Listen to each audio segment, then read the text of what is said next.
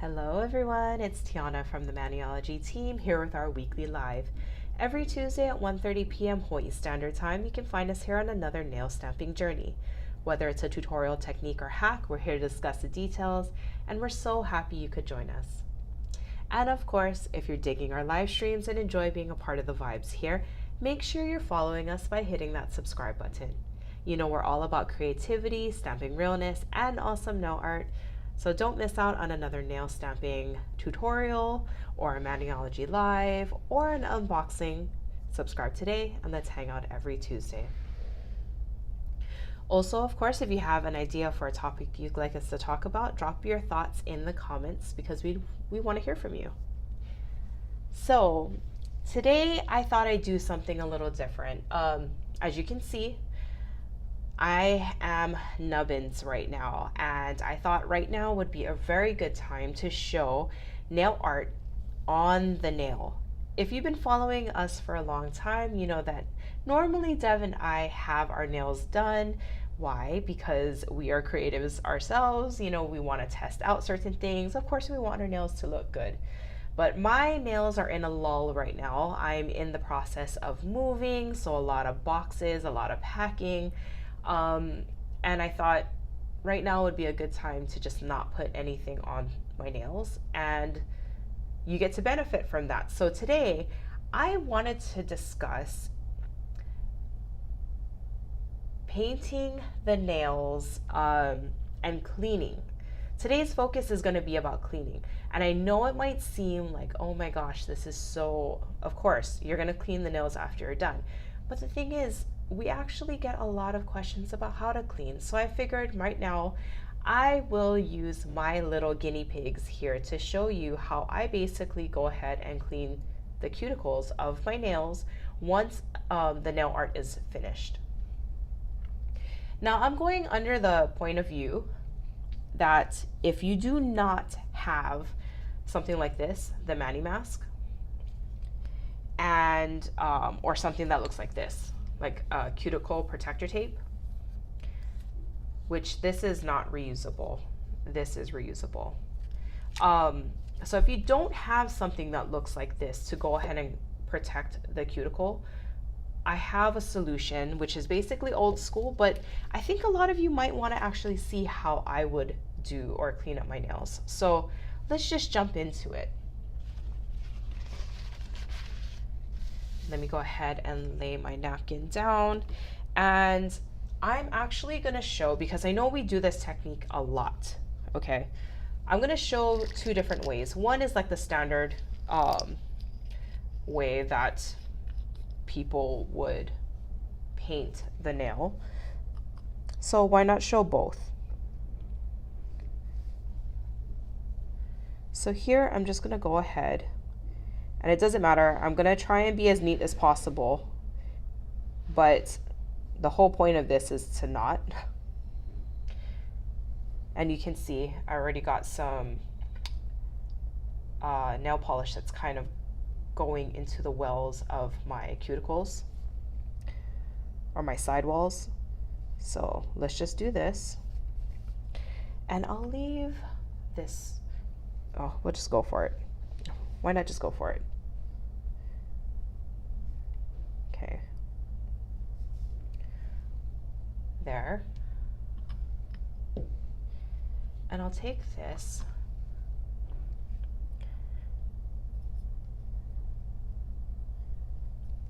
and stamp this onto my pinky. And I know I'm doing this because this is a technique that we often show on our lives that we like to do with like the nail tips. You can see how it doesn't come up as opaque, but it dries a lot nicer. Actually, this is probably already dry to the touch. Yeah. Whereas these are still wet. It is a multi-step process because you're layering in thin layers, but you can at least ensure that there's no way really you can be heavy-handed with this particular technique, but you can also see how messy it gets. So if you didn't have anything to protect your nail, I'll probably have to do a few more layers. But if you didn't have anything to protect your nail, that's kind of what it would look like. Of course, if you actually painted this whole thing with nail polish, you can imagine it would actually look a lot messier than that. These, they're tacky, but dry enough to the touch.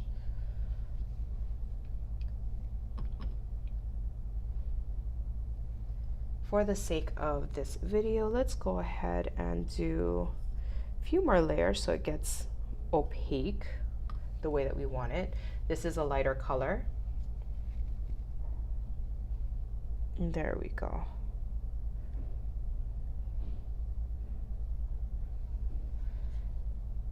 You can still see the base of my nail. You know what I probably should have did? Painted some white underneath as like a base.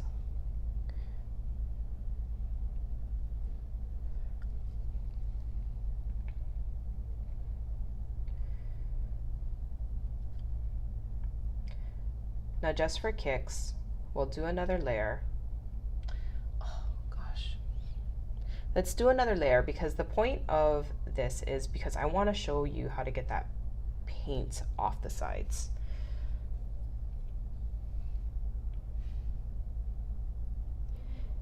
Many people, if you're starting polishing or you're starting, stamping for the first time, this is kind of an area where it's like, oh my gosh, how did they make their nail look so nice and neat? Well, this is how. Well, I'm basically going to show you how I do it. So before we move on, I just want to make a mention that I already did cuticle care. So whatever that means for you, using what do you call a cuticle, like a gel to kind of push back your cuticles. That's actually what I used. I have a Sally Hansen one that I use, or we have like a buffer, a nail buffer that really helps to lift off the dead skin. So basically what I did here before I even started the process, I did my nail care. I also put on cuticle oil, very, very important. And before you would start the nail process, you would get base coat done, but I didn't do that for today's demonstration. Okay, so now we're gonna go through the process of stamping. So here I have M387, and I figured let's do something that seems like palm tree. Perfect for summertime. And let's just go ahead and stamp on a few designs onto the nail. Now I have small nails, so I'm trying to be a little strategic about how I want to do this because there's not going to be a whole lot that shows up on the nail right now. My nails have been in a state and I cannot wait to give them the TLC that they deserve. Okay.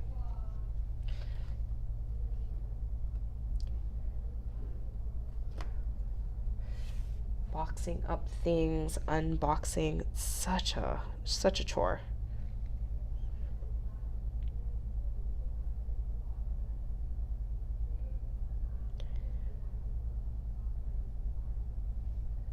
Okay.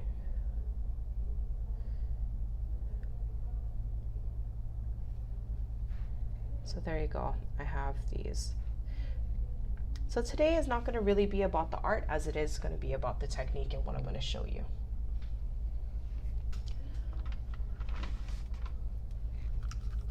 Okay.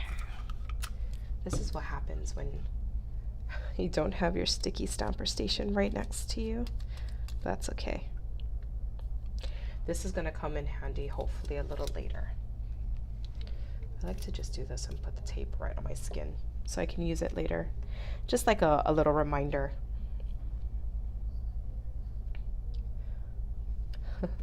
I like this, don't be shady.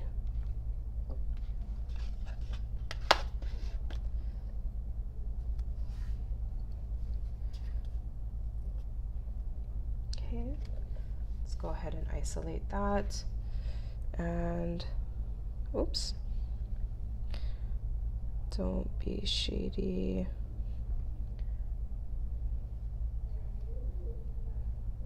That's so cute.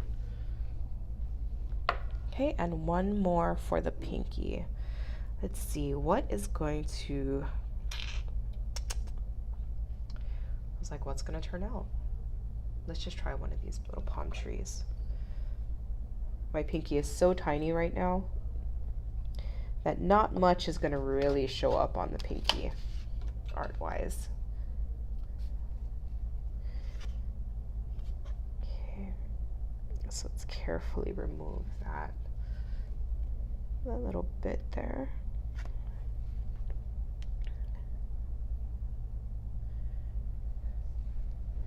Okay, so here is the nail art. What you would do after, regular procedure would just be to go ahead and put like your top coat or a smudge-free top coat. But now you don't want to walk out looking like this, right? We need to get all of that, all of these little areas all welled up over here with polish cleaned up. So if you can, before you even go through the top coating process, I would try to get off as many bits as you can using just regular Scotch tape like this. So you see how this is a fresh piece of Scotch tape. This is not the one that I have on my hand here, okay? You can do this if the polish is not, hasn't been sitting on the skin for a while. It also helps if you don't have dried skin. I tend to have a lot of dryness around my cuticles. Yes, I should be putting on the cuticle oil a lot more than I actually do, but you know, practice, practice, practice. So you see, I got another bit. This is so satisfying. Try and get it as close as possible and as tight as possible to the skin and quickly rip. So you see, just with that little piece, I've, you know, got a decent amount of, especially the dark polish. Dark polish, what will happen in the next step is if you can't get it off, what it's going to do is smudge into the skin, and that just sucks. So these little bits, I don't believe will be able to come off because they're kind of dried into the skin. But you know, we'll give it a try.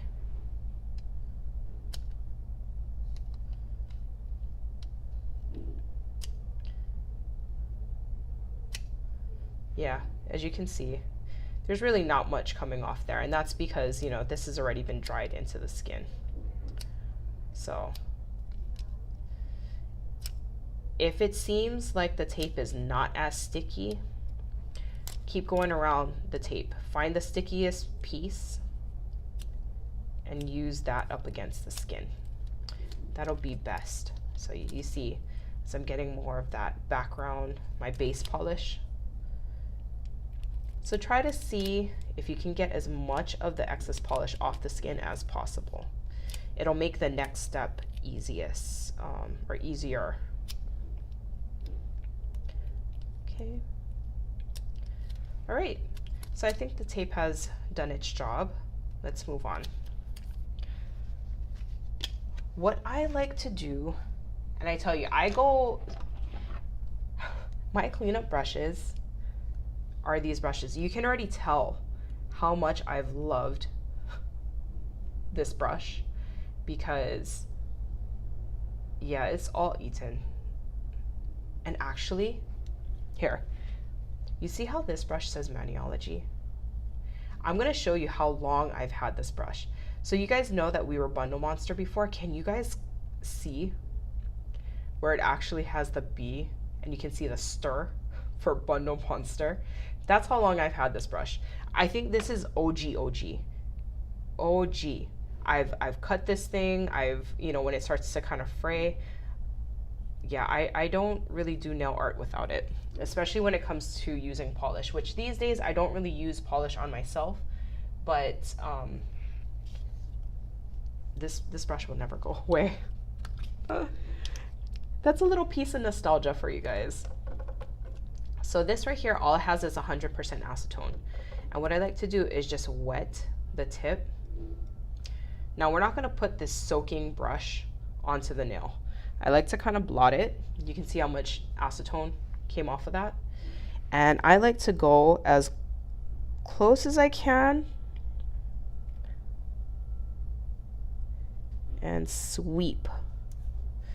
Now, you'll notice I went in like one direction. I'm not digging, going back and forth. When it starts getting to the skin and the polish starts to get lighter, then maybe you can start doing that scrubbing motion. But for now, what we're trying to do is make a clean line and get the polish off. You can see in my well, I still have acetone here. Let's blot whatever the excess is off and go back through and do it again. With 100% acetone, you can see that the skin dries. It's really dehydrating. We'll take care of that after. So you see how I got that little bit off there?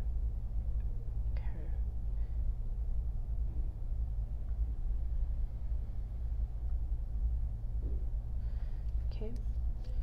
And if you feel so inclined, go ahead and rough out any of those like edges here so it can match your cuticle line. So I'm going to keep doing the same technique, getting any polish off of the skin. Another trick too is you want to make sure that your brush, your cleanup brush, is not full of polish. And what I mean by that is you want to make sure that you're doing this and cleaning your brush so often that every time you blot, it comes out clear like this. You don't want to be seeing polish coming off of your brush. And what that helps to do is not smudge wet polish on your skin. You're trying to take it off, not rub it in. So I found that to be extremely helpful when doing this. Even just a little bit of polish can really kind of make the cleaning harder, and we don't want to do that for ourselves.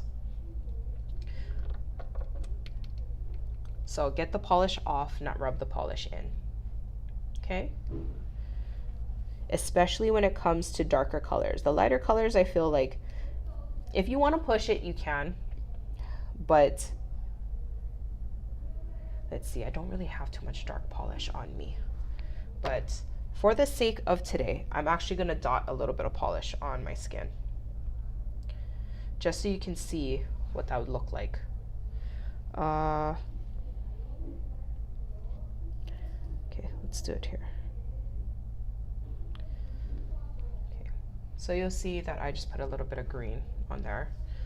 And for kicks, let's just kind of spread that out a little. Okay. I feel like I need a little more.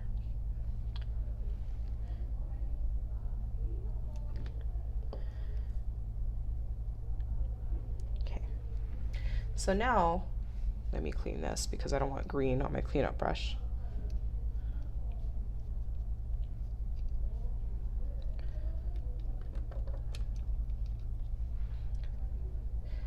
So if we're not careful, this is what can happen with dark colors. Well, I guess that wasn't a really good example. But you'll notice with black polish specifically, or like black substitute colors, so say for instance like a deep purple, a deep blue, have a tendency to stain the skin. I think that tends to be even more prevalent when your skin is naturally just dry, like mine is. But if you're a person that wears cuticle oil all the time, bless you. Okay. I wish I would have the diligence to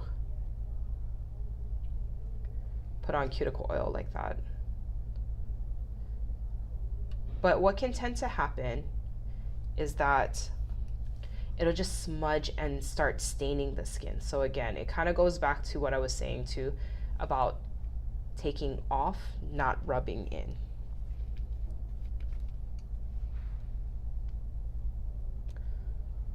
Okay. I will say, doing this through the camera, tricky. Whoop.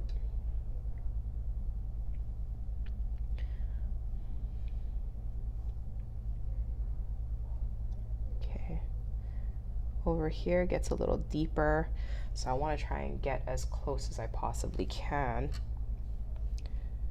to that side wall and kind of get in there without messing up the manicure too. But that's why I feel like this flat brush for me works really well for my nails.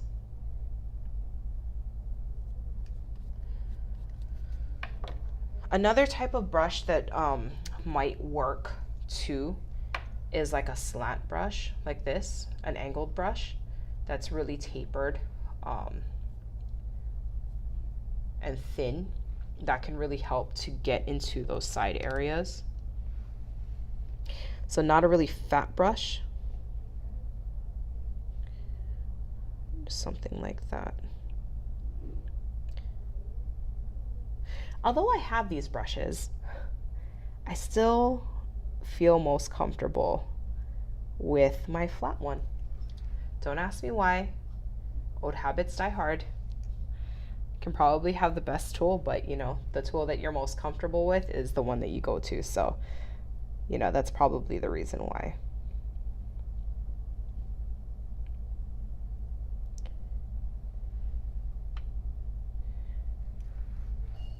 Okay. So like I said, don't worry about the dried skin. We'll go ahead and take care of that. Now we got this one.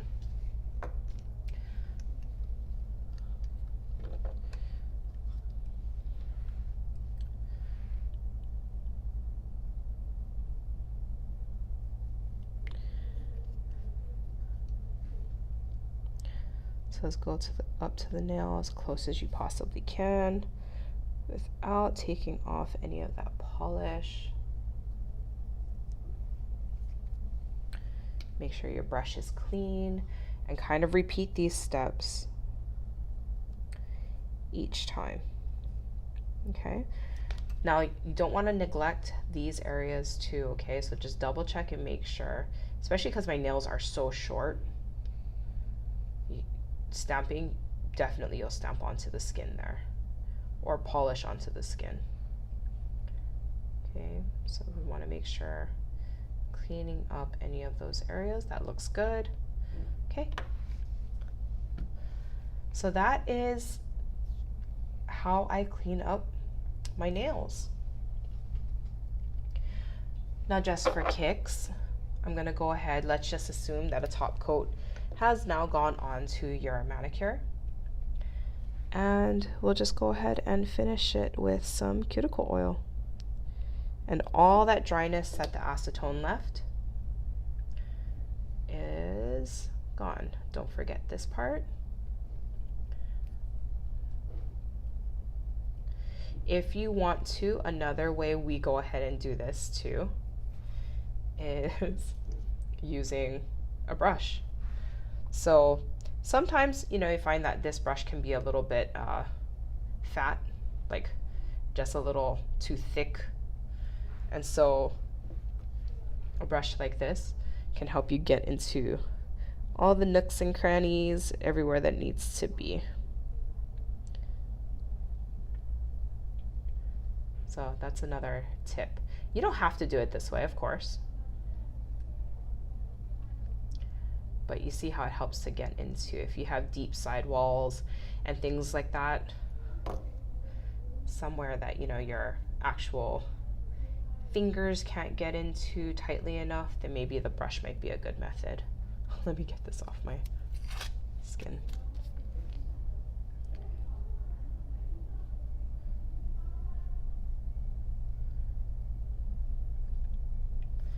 Okay, let me get this out of the way.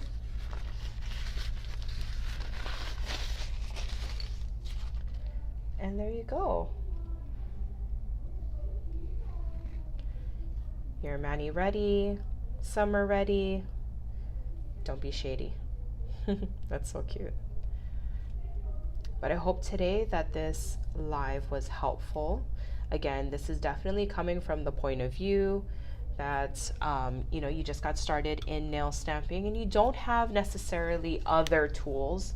These are not necessary, but these would be very helpful tools if you started the nail stamping process. So, after you find out that you enjoy stamping, you definitely want to get more involved and get the accessories and all the items needed. I would highly recommend getting a Mani mask cuticle protector, which is latex free for those who have latex allergies. We also have poly peel as well, and or cuticle protector tape. Now, having both is not necessarily a bad thing, but the cuticle protector tape is really fast. However, it's not reusable. It's a one-time use product, but if you don't have those, you don't necessarily need them because you can go ahead and paint like a pro, clean like a pro. So I hope this live was very helpful. I'll see you in the next one, and take care. Bye. Thank you for joining.